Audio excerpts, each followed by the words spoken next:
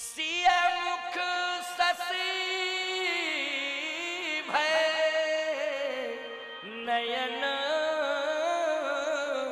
चकोरा। तो बोलो राम जी जब सीता जी को देखे तो क्या हो गए? चकोरा। और सीता जी जब राम जी को देखी तो क्या हो गई? चकोरी।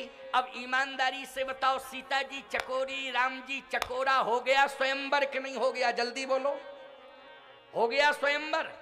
अब स्वयंवर में किसी भी प्रकार का संदेह नहीं है। गोस्वामी तुलसीदास जी महाराज ने परिभाषा बदल दी धनुष यज्ञ की।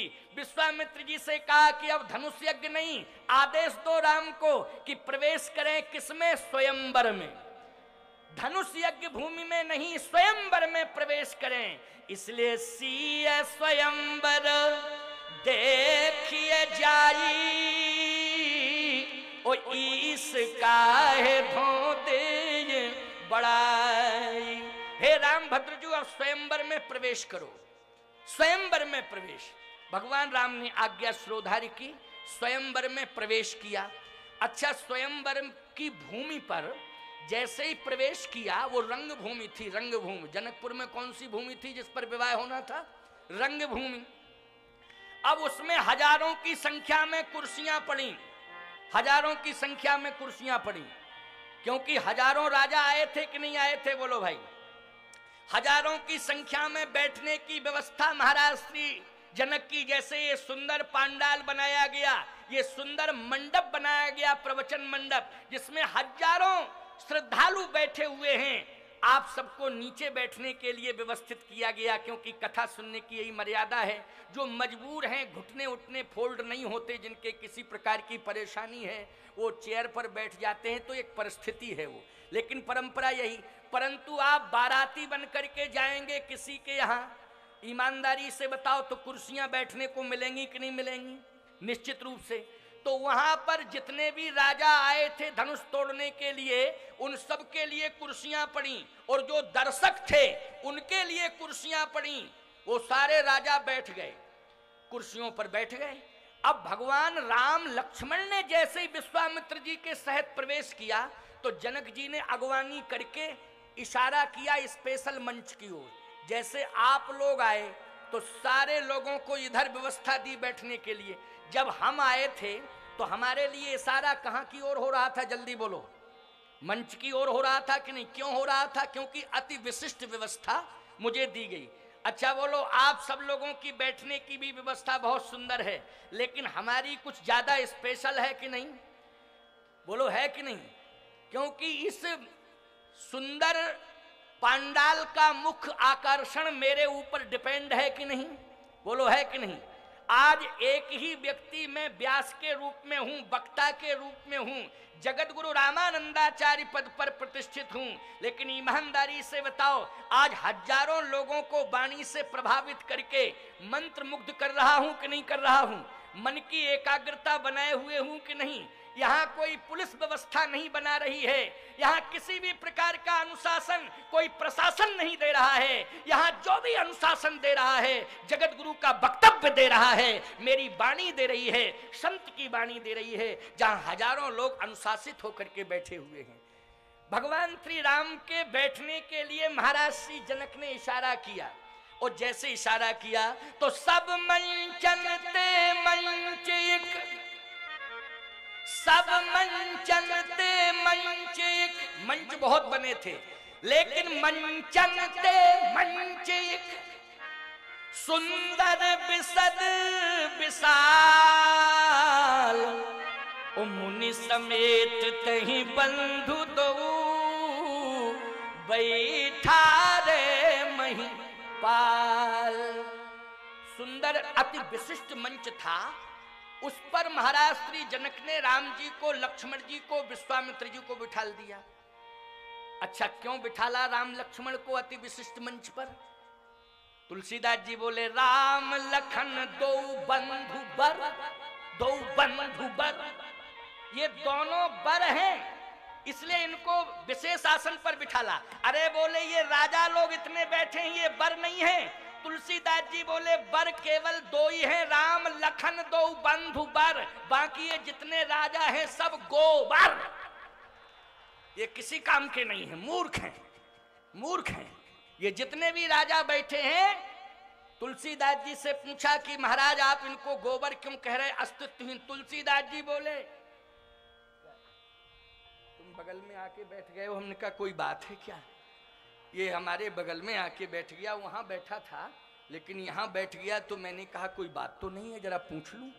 लेकिन महात्मा है, चलो कोई बात नहीं, एक महात्मा है, इसलिए महात्मा की बात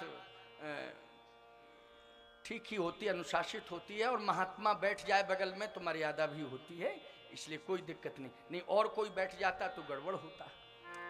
तो मैं चर्चा कर रहा था, अच्छा कुछ तो ये हेल्प के लिए बैठे हुए हैं, इसको ये लगा कि सिंहासन इधर उधर ना हो जाए, तो ये सिंहासन के संभालने के लिए बैठ गया। अरे सुन, ये राजनीतिक पार्टियों के सिंहासन कभी ना कभी अलग थलग हो सकते हैं, लेकिन महात्माओं का सिंहासन कभी अलग थलग नहीं हो सकता है। महात्माओं का सिंहासन तो हमेशा अमर होता है, इनको कोई हिला डुला नहीं सकता है। याद रखना, सावधानी से सुनना, क्योंकि राजनेता जनता का प्रतिनिधित्व स्वीकार करता है, राजनेता जनता का प्रतिनिधित्व स्वीकार करता है, लेकिन महात्मा परमात्मा का प्रतिनिधित्व स्वीकार करता है।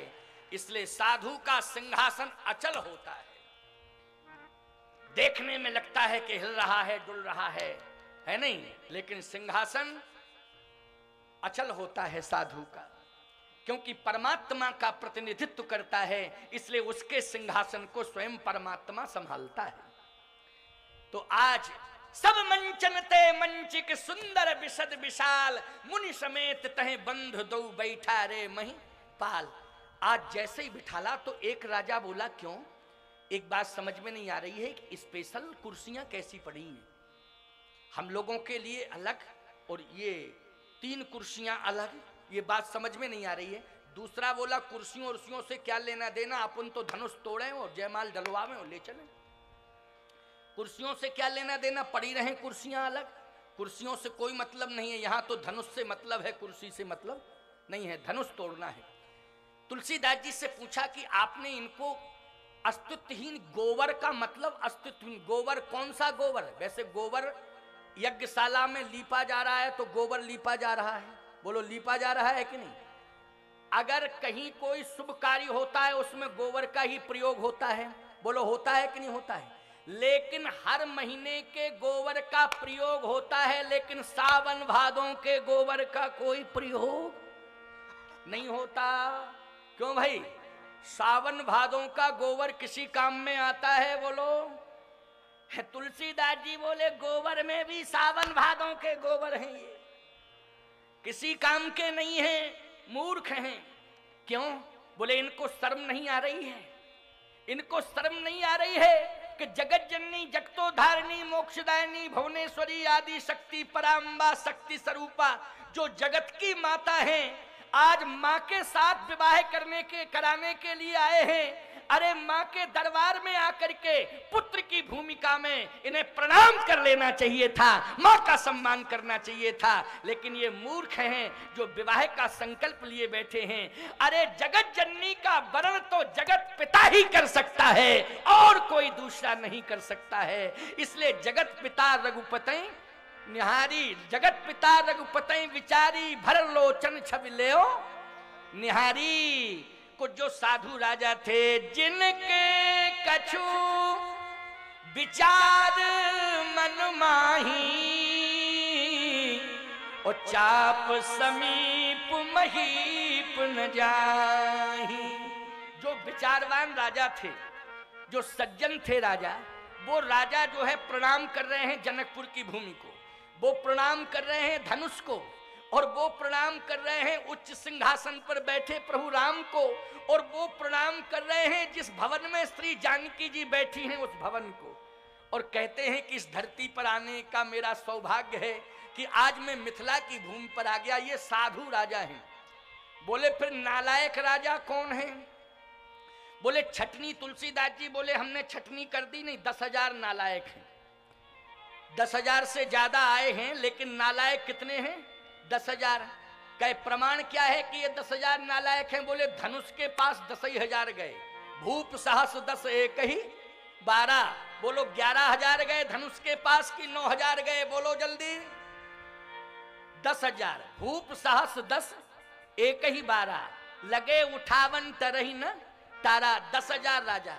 तो तुलसीदास जी से कहा कि 11,000 क्यों नहीं गए, 9,000 क्यों नहीं गए, 9.5 क्यों नहीं गए, 10,500 क्यों नहीं गए, ये 10,000 फिक्स 10,000 क्यों, ये बताओ।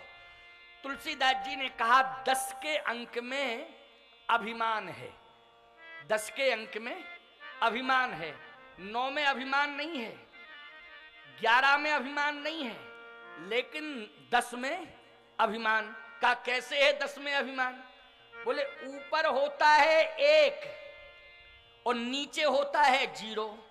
तो ईमानदारी से बताओ, 1 मानता है हीरो और 1 कहता है मेरे नीचे सब 0। क्यों भाई? अच्छा 10,000 में 4 कितने 0 लगेंगे? 1 0 में 10 और 2 0 में 100 और 3 0 में 1000 और 4 0 में 10,000। ईमानदारी से बताओ, ये जो 1 ऊपर है वो इन सबको नीचे 0 मानता है कि नहीं मानता है? बोलो। अपने को हीरो मानता है 1 कि नहीं? सीधी सी बात यह है, जो अपने को समाज में हीरो माने और 4 लोगों को 0 समझे, समझ लेना उससे बड़ा अहंकारी दुनिया में कोई दूसरा नहीं है। ये अहंकारी की पहचान है। और कहीं एक ये समझ ले कि 4 अगर तुम मिलके हमारा सहयोग नहीं करते तो हम हीरो नहीं बन पाते, इसलिए तुम 4 ने मिलकर के मुझे हीरो बना दिया। ऐसा 1 नहीं कहता है। बोलो।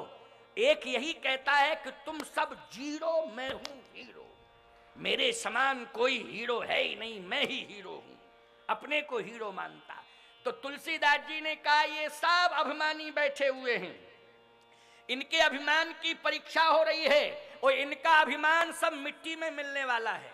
देखो कैसे मिट्टी में मिलने वाला है। आज की कथा बड़ी प्रेरणादायी कथा है, तुम सबको बहुत बड़ी प्रेरणा मिलने वाली है। 10,000 बैठे हैं। जनक जी ने कहा बैठे बैठे क्या तमाशा देख रहे हो, क्या तमाशा देख रहे हो, 5:30 बज गया है, उठो, धनुष को तोड़ो जल्दी, क्योंकि 6 बजे मेरी बेटी के विवाह का मुहूर्त है। कै बजे मुहूर्त है? 6 बजे। 6 बजे मेरी बेटी के विवाह का मुहूर्त है और 5:30 बजने जा रहा है। तमाशा देख रहे हो, क्यों आए हो? राजाओं ने कहा तमाशा देखने नहीं आए, धनुष तोड़ने आए। धनुष तोड़ने कहा बैठे क्यों हो, धनुष तोड़ो। तो सभी उठने लगे। तो राजाओं ने आपस में कहा देखो एक एक करके जाओ, एक एक करके जाओ, सब क्यों उठ रहे हो? तो एक गया, पसीना निकल गया, लौटा। दूसरा हंसते हुए जा रहा है, जिससे नहीं टूटा वो रोते हुए आ रहा है। तो दोनों का मिलन जब बीच में हो जाता है तो दोनों एक दूसरे की कामना नहीं कर रहे हैं, मंगल कामना नहीं कर रहे हैं। जिससे धनुष नहीं टूटा है वो जाने वाले राजा की मंगल कामना नहीं कर रहा कि हमसे नहीं टूटा है तो इससे टूट जाना। जिससे नहीं टूटा है वो जाने वाले राजा के लिए कहता है धनुष अगर हमसे नहीं टूटे तो इससे भी मत टूटना, हमारी यही प्रार्थना है, इससे भी मत टूटना। बोलो आज मानव के अंदर यही भावना है कि नहीं? अगर हमारा काम बिगड़ गया तो पड़ोसी का बनना नहीं चाहिए, इसका भी बिगड़ना चाहिए। बोलो ये अभिमानियों की पहचान है, ये मूर्खों की पहचान है, ये नासमझ लोगों की सोच है प्यारे। इसलिए आज इस प्रसंग से प्रेरणा ले लो कि जनकपुर में शक्ति परीक्षण हो रहा है, सबकी बुद्धि का परीक्षण हो रहा है, सबके व्यक्तित्व का परीक्षण हो रहा है और इस व्यक्तित्व में कौन खरा उतरता है आज के प्रसंग से यही देखने समझने को मिलेगा। जनक जी ने कहा चाहे विलंब मत करो, आप लोग जल्दी जल्दी जाओ, अपना शक्ति परीक्षण करो और धनुष टूटेगा हम क्लियर विवाह कर देंगे। जब तक धनुष नहीं टूटेगा तब तक हम विवाह नहीं कर पाएंगे अपनी बेटी का, क्योंकि धनुष टूटेगा और जो तोड़ेगा उसी के साथ मैं अपनी बेटी का विवाह कर दूंगा। क्रमशः सारे राजा गए, हिला तक नहीं, पसीना निकल आया। इतने में रावण आ गया बाणासुर को लेके। अब राजाओं ने देखा कि रावण आ गया बाणासुर लेकर के। राजाओं ने कहा कन्फर्म है अब तो रावण से ही धनुष टूटेगा, क्योंकि इससे बड़ा बलवान दुनिया में कोई दूसरा नहीं है। लेकिन याद रखना ये मूर्ख है राजा, ये क्या जाने। तुलसीदास जी जैसे संत देख रहे हैं और कहने लगे रावण तू हाथ मत लगाना, तू सीता का वरण नहीं कर पाएगा, क्योंकि सीता का वरण सीता राम का ही वर्ण करेंगी दुनिया में, और दूसरा किसी का नहीं।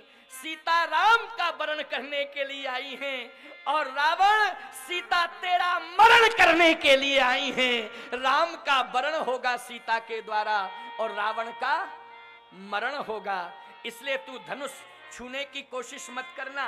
रावण ने कहा नहीं नहीं, मैं बलवान हूं, मैं तो धनुष को तोड़ूंगा, मैं धनुष को तोड़ूंगा। जैसे ही धनुष की ओर देखा तो भगवान शंकर बैठे थे, तीसरा नेत्र खोले कि नालायक, अगर तूने छुआ तो अभी भस्म कर दूंगा। रावण बोला बाणासुर से चलो चलो जल्दी चलें, वापस चलें। बाणासुर बोला क्यों, मूड ऑफ हो गया क्या, क्या बात है, क्यों वापस चलें?